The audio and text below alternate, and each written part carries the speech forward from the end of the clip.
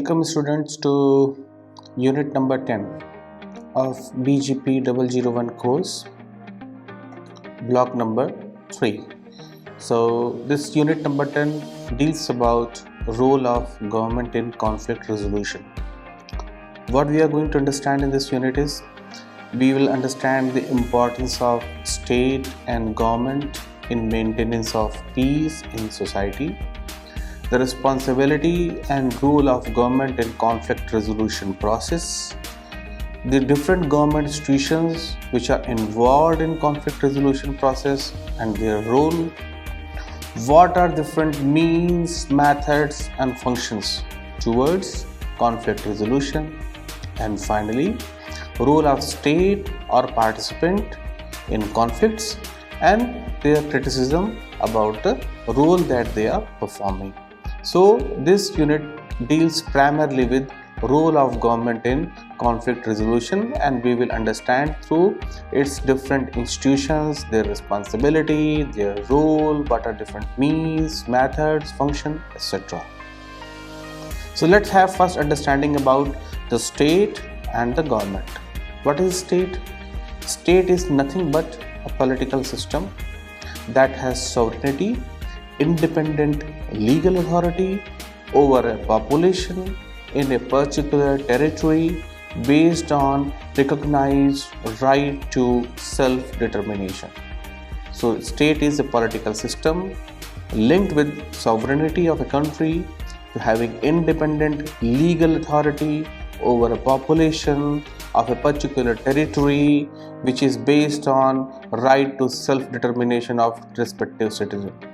So sovereignty in the practice, it rests with those who have the ultimate right to make political decisions, and this is known as government. The government is sovereign in practice which has ultimate right to make political decisions.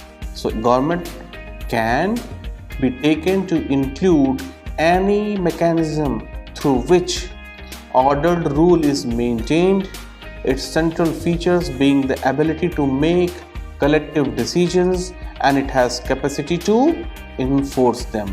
So what government can do? It can include all those mechanisms through which ordered rule is maintained, its central feature being its ability to make collective decision and it has capacity to enforce them. So this is government.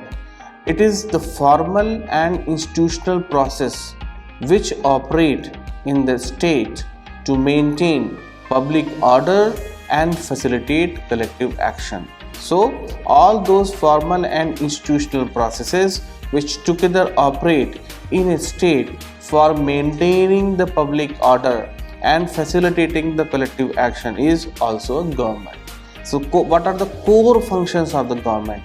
So the core functions of the government are making law through legislation, implement law through executive, and interpret law through adjudication or the court system.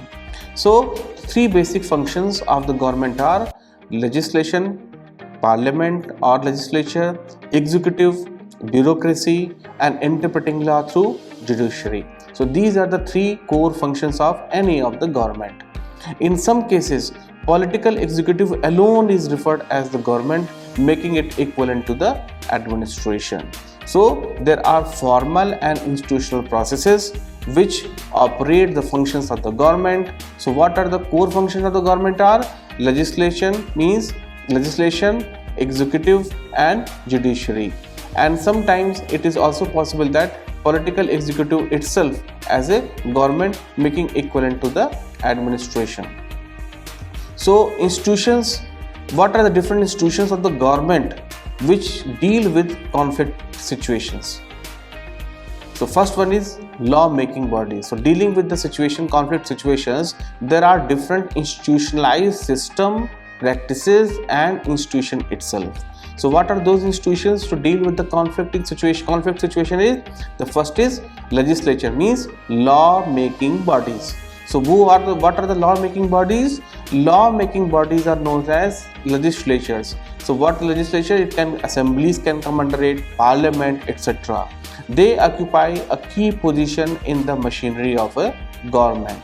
The main functions of legislature are to frame the policies and enact laws. With regard to conflict, the legislature can create a framework for curtailing, reducing and avoiding conflict by making laws. Legislature also plays the role of changing or enacting laws to ensure better social and economic environment which is conducive towards avoiding a social conflict. You see, this is one of the very important point of role of the legislature is role of changing or enacting, and changing the existing law or enacting a new law to ensure better social and economic environment which is conducive towards avoiding any kind of social conflicts. So under law making bodies, we find legislature, assemblies, parliaments. They have a key position in machinery of the government. Their major functions are framing policies and enacting law. Dealing with the conflict, legislature can create a framework for curtailing, reducing and avoiding conflict by making laws, either by changing the existing law or enacting a new law, so that they can ensure better social and economic environment which is very conducive for avoiding any kind of social conflict. Laws may also empower executive and other functions and bodies of the executive part of the government to enforce laws using force or any other means, and judiciary and similar bodies for adjudicating in cases of dispute, award punishment on violation of laws or causing violence. So executive will enforce the law, and awarding of the punishment or dispute, dealing with the cases of dispute for violation of laws related with any kind of causing violence will be under the domain of judiciary.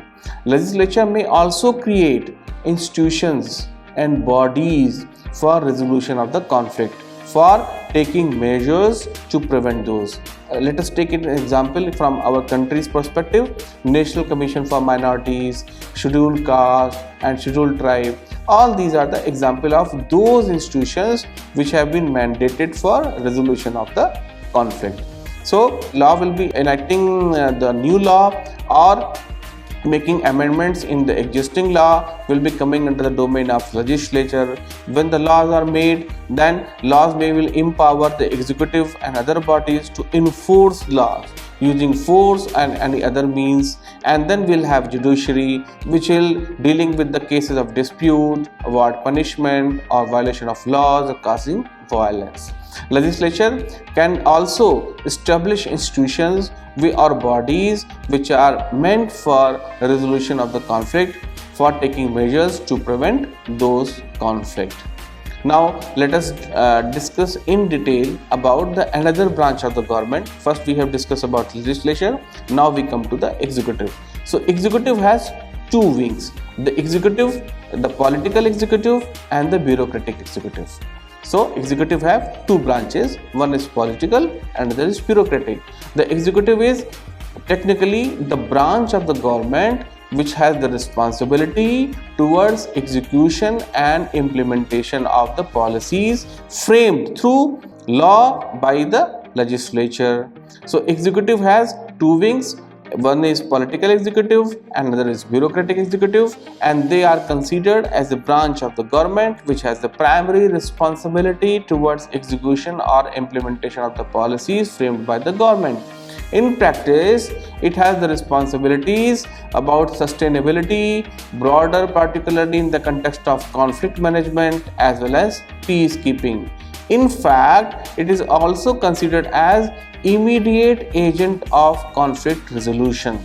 So whenever the conflict kind of situation is happening, the first and immediate agent to deal with the conflicts towards its resolution is the executive branch of the government. Okay, so in executive, as we have again discussed, we have two branches, politically and political executive and bureaucratic executive. They have responsibilities which include substantially broader, particularly in the context of conflict management and peacekeeping, and they are the immediate agent of conflict resolution. So what is bureaucracy? One, we have that political executive, and another is bureaucratic. The bureaucratic executive is a form of bureaucracy, which is administrative machinery of a state, which consists of civil servants and other public officials who are given the primary responsibility of execution of government business, government orders, enforcing of government orders, policies, rules, regulations. These are also known as enforcement agencies in a form of police force or armed forces or other such bodies. They are also part of bureaucratic executive. So both civil bureaucracy and police forces, armed forces, work under the directive and the control of political executive. So we see that there are two kind of branches of executive. One is political executive and another is bureaucratic executive, bureaucracy. So bureaucratic executive has two. One is civil authority and another is police forces. So civil bureaucracy and police forces, they work under the directive and the control of the political executive.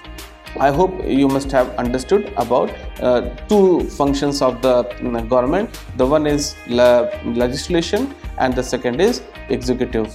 Now another bureaucratic agency for enforcement of the laws, and that is known as police forces. So police is also one of the main organ of the executive, and its main task is towards conflict management and its resolution. So this main organ of bureaucratic executive is police for conflict management and its resolution. It is the monopoly sub-agent of the government to use force, with the civil services having the role of overall supervision. Means the police force work under the overall supervision of the civil forces for enforcement for towards conflict management and its resolution. And the central theme or purpose of the police force is basically maintaining domestic order. The police on one hand are concerned with protecting the citizens from each other, and on the other hand preservation of the authority of the state and ensures that its jurisdiction extend throughout the community. So maintenance of order. So under maintenance of order is one side they have to protect citizens from each other, and on the other side they have to maintain, preserve the authority of the state, and they ensure as a force, they ensure that its jurisdiction extends throughout the community. So these are the primary responsibilities, roles and functions of the police. And police also performs, beside all those we have discussed, is controlling social unrest and civil disorder. In both the cases it includes enforcement of criminal law. Through enforcement of criminal law, they control social unrest and civil disorder. So by now we have discussed two main functions of the government. The first was legislature and second was executive.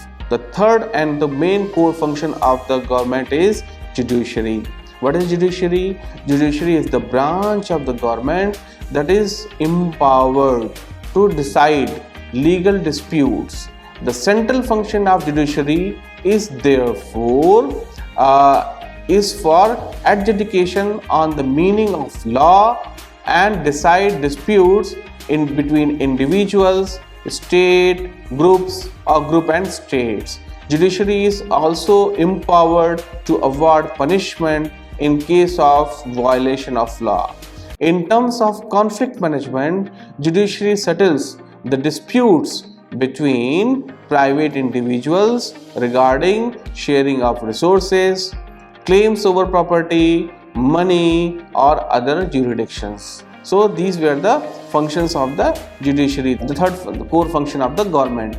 In general violent conflict, if such kind of situation arises of violent conflicts or riots, these are considered as criminal acts. So in such cases, judiciary punishes all those responsible in committing, abetting and helping the violation of criminal laws. All those involved in committing, abetting or helping violation of criminal law. Sometimes judiciary can also direct the state to address the grievances of the groups or communities. Thereby, it prevents the possibilities of occurrence of any kind of agitations, uprisings or violence. So one side it punishes for the violators.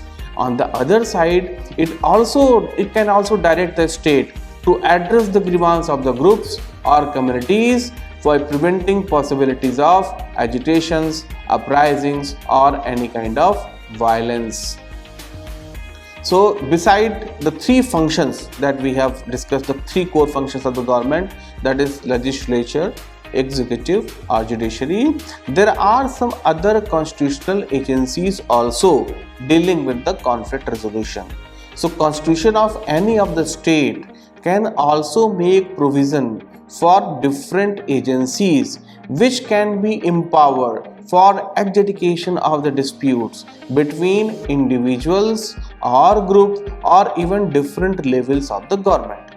We can take the example of India. For resolution of dispute between center and the state, there is a provision in the constitution about interstate council under article 263.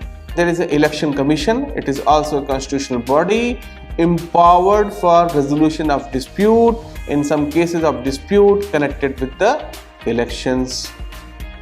Let's take example, beside the constitutional bodies, we have statutory and appointed bodies. So what are the cases of statutory bodies?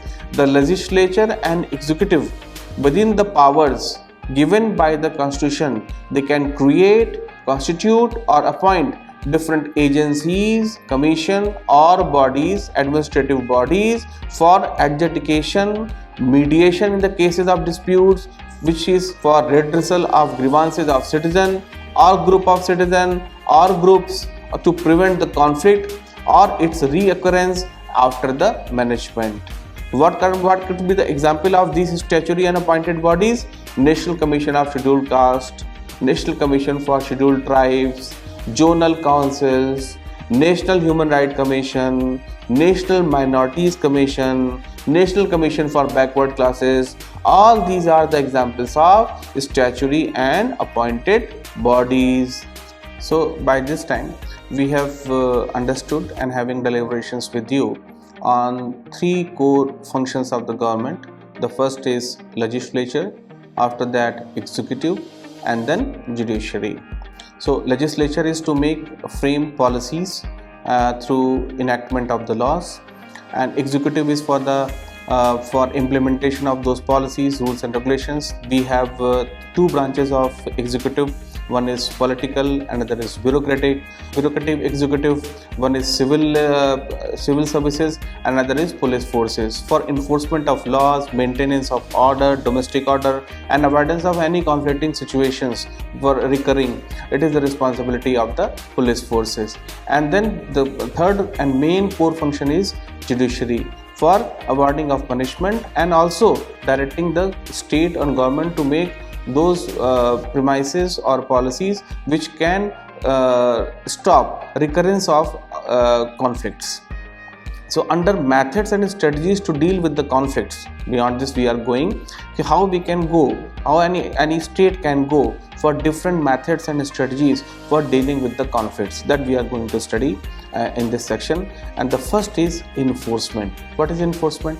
It is one of the most important tasks of the government in all cases, and it is enforcement is towards maintenance of law and order. Therefore, it is important that government takes all possible measures, all possible actions, all possible initiatives to prevent the occurrence of violent conflict, and it is important that peace is restored at the earliest, even if the violent conflict has happened. So it is the responsibility of the government that peace has to be restored at the earliest through one of the methods of enforcement. So under enforcement is maintenance of law and order. For that, government can resort to use of the force. As violence or rights or violation of the criminal laws, so all those responsible agents and participants can be apprehended and they can be prosecuted also. So under this enforcement, the enforcement agencies are basically the police forces. So they can resort to use of force for so that conflicting situation can be overcome and the peace is restored at the earliest. So all those violators or participants, those were involved in all such violences or rights, they are to deal with by the judiciary under violation of criminal laws, and they are apprehended as well as prosecuted also. The first and the foremost strategy for dealing with the violent conflict or public disorder is enforcement, means maintenance of law and order. Second is adjudication. Adjudication means pronouncing about the rightfulness of the claim between disputing parties. It can be a conflicting issues and all those parties involved in the conflict also. So this can be with regard to claims over property between two or more individuals. Not only property, it can be for sharing of resources like water, like river, water between two or more states or regions, or property claims between the groups. The adjudication can be both judicial also and quasi-judicial also. Government may also have authorities to send all such disputes and claims for adjudication to quasi-judicial bodies like tribunals or commissions constituted either for the matters in general or specific cases. So under adjudication is pronouncing rightfulness of a claim between disputing parties. These disputing parties could be group of the people also, and between the states and between the center and the state in a particular country. This can be with regard to claims over property between two or more individuals also. Sharing of resources like river water between two or more state or the regions, or it can be property claims between groups. The adjudication will be either through judicial or quasi-judicial bodies. Government can also authorize to send or recommend disputes and claims for its adjudication to quasi-judicial bodies such as tribunals, administrative tribunals or commissions. So these are the processes of adjudication. And the third is mediation and persuasion. These are the internal methods that government can use to prevent, de-escalate or resolve the conflict. The government through its respective agencies or its representatives can bring the conflicting parties involved in dispute to the table to talk among themselves, negotiate and agree on the possible solutions. So what happens is that police and civil officials, they can also impress upon community leaders to maintain peace and use lawful and peaceful methods for redressal of their respective grievances. So through mediation and persuasion, it is also considered as internal methods by the government for overcoming or preventing or de-escalating or towards resolving the conflict. So disputing parties or parties involved in the dispute, they can bring back to the table for discussion, negotiation and to convince them to agree on a solution, mutually agreeable solutions. Police and civil officials, they are the part of bureaucratic executive. They can impress upon the community leaders, senior leaders, community leaders, which of them having say in their respective communities for maintaining peace and use lawful and peaceful methods for redressal of their respective grievances. Government can also involve civil society, non-government organizations like NGOs to mediate and impress upon necessity for maintaining of peace for conflict resolution. Other informal methods are also important for restoration of peace through police and military actions to rebuild social harmony and restore confidence among victims in particular and society at large. So we can see that there is a larger role for bureaucratic executive branch also for informal methods which is working towards restoration of peace with the help of police and military actions for rebuilding social harmony and restoring the confidence among victims in particular society at large. The next is redressal. Under redressal, a number of social and communal conflicts are results of real and perceived feeling of discrimination, denial of rights or claims or non-consideration of demands by the groups, communities or section of the society. Why grievance happen? Because number of social and communal conflicts as a part of grievance results due to perceived feeling of discrimination, denial of rights, claims or non-consideration of demands by the groups or communities. The government can persuade citizens that it has the obligation to promote social good and undertake positive functions.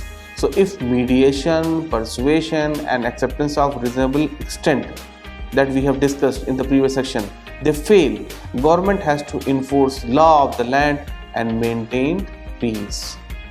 So government can also involve civil society, non-government organization for mediating, and then with this kind of redressal, they can involve all those bodies for deliberation and persuading the citizens for obligation to promote social good and undertake positive functions. So in this unit, what we have understood is that methods and strategies for dealing the conflicts. In that, first was enforcement, that is maintenance of law and order by police forces or civil servant. Second is adjudication, which means it is pronouncing about the rightfulness of the claim between the disputing parties. The third is mediation and persuasion, which is also known as internal methods of the government for dealing with the conflict and the resolution of the conflict. And fourth is redressal of the long pending grievances. So these are the four basic methods for dealing with the conflicts. Then we had also seen that there are three core functions of the government. The first is legislature, the second is executive, and the third is judiciary. So law-making bodies are legislature, then comes executive. There are two wings of the executive, one is political and that is bureaucratic. Executive is technically the branch of the government which has responsibility for execution and implementation of the policies of the government, and its responsibilities are substantially broader, particularly in the context of conflict management and peacekeeping. Then we have another organ of executive which is dealing with the conflict management and resolution is police through enforcement for maintenance of law and order. And then the third core main function of the government is judiciary, which is the branch of the government which is empowered to decide legal disputes. The central function of the judiciary is for pronouncing the judgment between conflicting parties. With this, we have almost covered the unit number 10, and next time when we meet, we will be having discussion with you on the next unit, that is unit number 11, which is on role of civil society and media in conflict resolution. Till then, bye.